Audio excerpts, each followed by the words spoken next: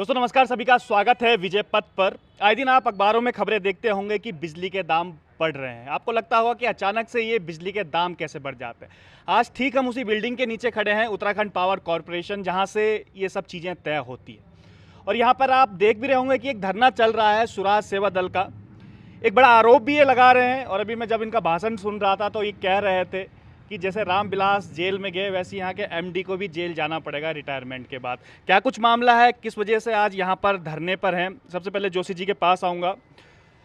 कह रहे थे कि जेल जाएंगे एमडी यादव, कुछ भ्रष्टाचार और कमीशन खोरी का खेल चल रहा है, यहाँ पर आज धरना भी दे रहे हैं। क्या कुछ है पूरा मामला? सबसे पहले विजय भाई, मैं आपको सादर प्रणाम करता हूं, धन्यवाद देता हूं कि जब जब भ्रष्टाचार का मुद्दा आप तक पहुंचता है, वैसे तो मैं देखता हूं यादव जी ने बहुत बड़ा मैनेजमेंट का खेल खेल रखा है, लेकिन इस मैनेजमेंट के खेल से आप बाहर हैं, इसलिए आपको सादर धन्यवाद। आप आए, देखिए, सबसे पहले यहाँ पर जो यहाँ की सरकार है, उन्होंने ऐसे एमडी को यहाँ पर बैठा रखा है जिनके बेटे के खाते में, एक ठेकेदार के खाते से महीने में 4-5 बार पैसे आए। तनख्वाह भी किसी को एक ही बार मिलती है, एडवांस अगर चलो कोई ज़्यादा है, किसी को एडवांस की ज़रूरत है तो एक बार एडवांस, एक बार तनख्वाह। एक ही महीने में अगर 4-5-6 बार पैसे आ रहे हैं तो स्पष्ट सी बात है कि वो कमीशन का पैसा आया होगा। और दूसरी चीज, हमारे उत्तराखंड के एक एक्सियन को, जिसने पांगती जी को, इन्होंने जब एमडी पिटकुल थे, ये कहते हुए सस्पेंड कर दिया। उन्होंने स्पष्ट लिखा कि जो ट्रांसफार्मर हैं ये गलत हैं, ये प्रॉपर काम नहीं करेंगे। अगर इन ट्रांसफार्मरों को लगाया गया तो भ्रष्टाचार निश्चित तय माना जाएगा, क्योंकि ये भ्रष्टाचार के ही माध्यम से लगाए जाते हैं। जो पांगती जी थे एक्सियन, उसमें पिटकुल हुआ करते, उन्होंने लिखा, इन्होंने उनको सस्पेंड कर दिया। उसके बाद इनके बेटे के खाते में पैसे है, एक ही राजेंद्र मिमानी कंपनी पहले। और एक और देखिए, इन्होंने मुझे रोकने के लिए माननीय न्यायालय को भी गुमराह कर दिया। विनाश काले विपरीत बुद्धि, जैसे रामविलास यादव जेल गया, तय है ये भी जेल जाएंगे।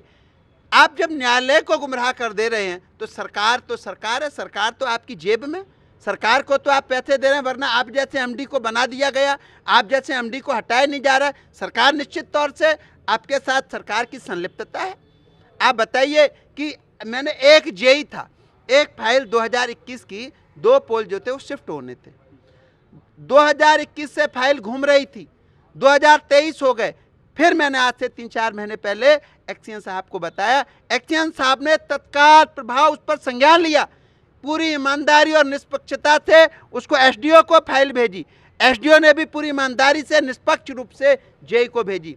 लेकिन आप जेई की जो जेई इतना घा गए, जेई ने उस कार्य को करा नहीं।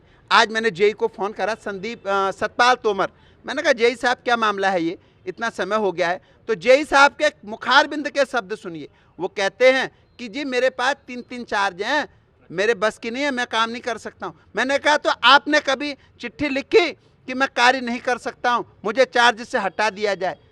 तो देखिए, उसने, उनके वर्ड थे कि साहब मैं नहीं कर सकता हूँ काम। मैंने उनसे पूछा कितना समय हो गया, कह रहे मुझे 9 साल हो गए। मेरे तो कान खड़े हो गए। मैं आ गया तुरंत यहाँ बिजली विभाग में, ऊर्जा भवन में। मैंने कहा माननीय एमडी साहब से भी मिल लेते हैं। हम यहाँ आए तो हमसे साहब कहा गया कि 2 लोगों से ज़्यादा नहीं मिलेंगे। अरे कोई नहीं मिलेंगे तो यहाँ लिख के रखना चाहिए ना, आपको चस्पा करना चाहिए कि कोई भी व्यक्ति 2 से ज़्यादा एमडी साहब से नहीं मिलेंगे। जब भी मैं 1-2 बार पहले एमडी साहब सचिवालय, आप मुझे बताइए, अगर एमडी साहब हर समय सचिवालय रहते तो उनका कार्यालय क्यों सचिवालय में नहीं बना दिया जाता? यहाँ क्यों बना रखा है एमडी साहब का कार्यालय? अरे मीटिंगें भी कभी कभी होती हैं ना, एमडी साहब सचिवालय। हम यहाँ आए, एमडी साहब मिले नहीं, हमें रोका गया। रोके तो फिर उसके बाद हम धरने पर बैठे। उसके बाद में हमारे जो है यहाँ पर डायरेक्टर ऑपरेशन साहब आए, एचआर विभाग आए। एचआर से मैंने पूछा जी सतपाल तोमर को कितना समय हुआ? उन्होंने तुरंत फाइल निकाली और बता दिया 9 साल। आप बताइए, चुनाव आयोग के नियमों को आपने ताक पर रख दिया। ऐसी क्या मजबूरी है आपकी?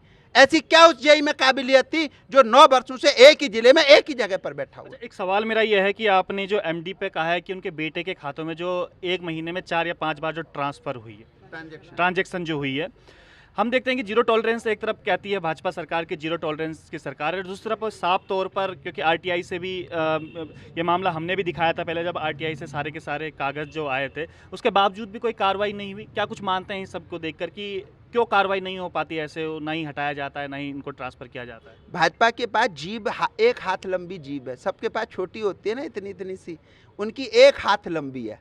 उनकी जीभ इतनी लंबी निकलती है, जीभ बिना हड्डी की जीभ है, मुड़ मुड़ जाती है, कुछ भी कह देते हैं। अरे सारी दुनिया में पूछ लीजिए, माननीय मोदी जी के नाम से तो भाजपा सरकार है, और कब तक जीरो टॉलरेंस नहीं, पूरे 100% भ्रष्टाचार में भाजपा सरकार संलिप्त है।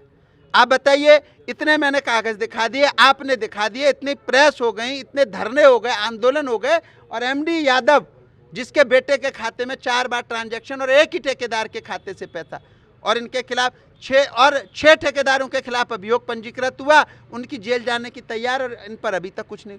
इनकी विजिलेंस की जो जांच थी वह भी दबाई गई, और ये रामविलास के समधी हैं, आपको ये नहीं पता होगा, ये रामविलास यादव के समधी हैं। रिटायरमेंट के बाद इनको जेल जाना होगा। अभी सरकार ठीक है, इन्हें पैसे कमाने के लिए इस्तेमाल कर रही होगी, आज रिटायरमेंट होगा, 3 महीने में जेल चले जाएंगे। रामविलास ने भी कभी नहीं सोचा होगा कि मैं जेल जाऊंगा, वो भी अपने आप को भगवान से कम नहीं समझता था। वो तो योगी जी की, धन्यवाद है हमारे योगी आदित्यनाथ जी, जय जयकार हो उनकी, वो इस देश के प्रधानमंत्री भी बने, विश्व गुरु बने इस पूरे विश्व के, वो जो उन्होंने जो है इतने अच्छे तरीके से कार्य कर दिए। रामविलास जेल चला गया, वरना यहाँ की जो भी घटनाएं हुई वो तो पाक साहब बरी हो जाते हैं, मुकदमा तक। सीधा तौर पर आज हमें माने कि सुराज सेवा दल के जो अध्यक्ष हैं वो सीधा चेतावनी दे रहे हैं एमडी को, या एक लिहाज में धमकी दे रहे हैं कि भाई रिटायरमेंट के बाद मैं आपको जेल भेजूंगा जितने भी आपने ये भ्रष्टाचार किया हुआ है। मैं तो दीपावली के 1 आधा महीने आगे पीछे जेल भेज दूंगा, मैं कौन सा छोड़ने वाला हूँ। देखिए, ये धामी जी को तय करना पड़ेगा, इनके रिटायरमेंट के बाद भेजेंगे, रिटायरमेंट से पहले भेजेंगे। मैंने तो भेजना ही है, आज नहीं तो कल। मैं न मुकदमों से डरने वाला, न मैं मौत से डरने वाला। ईश्वर है तो मौत निमित्त है, एक ही दिन आनी होगी। मैं इन चोर उचक्कों से डरने वाला नहीं हूँ। और मुकदमे ये लोग लिखवाएंगे ना फर्जी, मैंने पिटकुल की, मैं जो इन्होंने झूठा मुकदमा लिखवाया, बाद में इन्होंने वहाँ लिख के दिया कि इस दिन कोई धरना ही नहीं हुआ। इसी प्रकार ऊर्जा निगम, ठीक है, पैसे कमा के सरकारों को दे रहे हैं तो सरकार खुश है, लेकिन एक दिन सरकार भी तय मान ले कि जीवन में सदा सत्ता नहीं रहेगी, कुर्सी सदा नहीं रहेगी, आंखों पे धृतराष्ट्र की पट्टी ना बांधे, इतने अंधे ना हो जिससे कि जनता वित्तीय बोझ पड़ रहा है, क्योंकि आप लगातार मुद्दे उठा देते हैं, जो लगातार बिजली के दाम जो बढ़ रहे हैं, तो यही कारण है कि जिस प्रकार से जो आप इल्ज़ाम लगा रहे हैं कि ऐसे भ्रष्ट अधिकारी यहाँ पर बैठे हुए हैं, तो यही कारण है कि जो बिजली के दाम लगातार बढ़ रहे हैं, जो वित्तीय बोझ एक आम आदमी के जेब में पड़ रहा है। बिल्कुल, ये बिजली के दाम अन्य प्रदेशों में, बिजली के, हमारे योगी जी के क्षेत्र यूपी में जब से आए हैं बिजली लगातार आ रही है।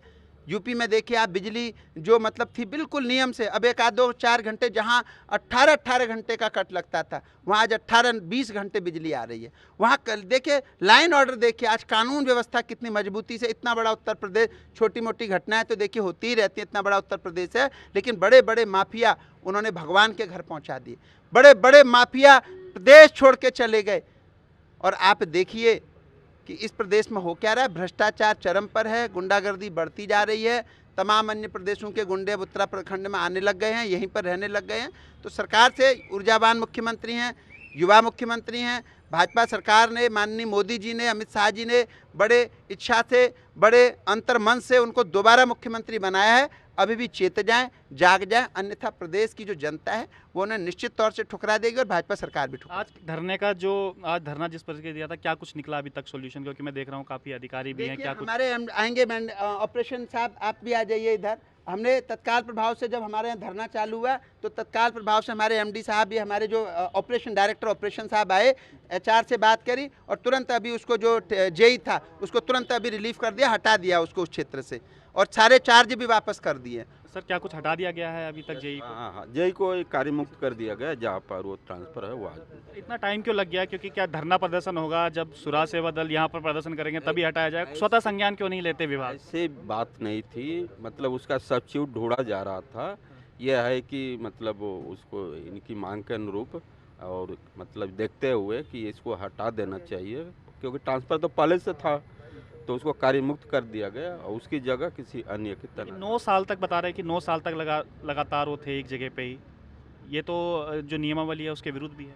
नहीं, ऐसा है कि वो समय के हिसाब से और परिस्थितियों के हिसाब से और कार्य के हिसाब से ही मतलब ट्रांसफ़र होते रहते हैं, और मान लीजिए हमें यहाँ पर वास्तव में ज़रूरत है, यहाँ पर कोई और अभियंता होना चाहिए, तो किसी की तैनाती तो होती ही है, तो उस हिसाब से हो सकता है वंचित रह गया होगा, इसको देखा वो जो जाए। कह रहे हैं कि 3 जगह के उनके पास चार्ज थे, ये भी सच बात है कि 3-3 जगह के चार्ज दिए हुए? ये मेरे संज्ञान में नहीं है, इसको मैं जान कैसी बात कर रहे हैं आप? अधिकारी हैं यहाँ पे, आपके संज्ञान में नहीं है? और अभियंता तक सारे चार्ज जो होते हैं ना, क्योंकि और अभियंता तो हमारे यहाँ उत्तराखंड पावर कॉर्पोरेशन में बहुत ज़्यादा हैं, तो सबकी संज्ञान में नहीं रहते, लेकिन इसको हम जैसे अभी जोशी जी ने बताया, इसको जांच तो कर। जोशी जी आगे क्या रहेगा? अभी संतुष्ट हैं जो हो रहा है या हाँ, फिर किस देखो तरीके पहाड़ के अफसर हैं, पहाड़ के दर्द को समझते हैं। स्वराज के धरने के बाद तुरंत इन्होंने तत्काल प्रभाव से संज्ञान लिया और बहुत अच्छा लगा। पहाड़ के देखिए, मेरा एक मानना है कि अगर उत्तराखंड में उत्तराखंड के अधिकारियों को तवज्जो दी जाए और अन्य प्रदेशों में भी वहीं के अधिकारियों को तवज्जो दी जाए। केवल आईपीएस हैं वो कहीं के भी, क्योंकि आईपीएस का काम है लाइन ऑर्डर मेंटेन करना।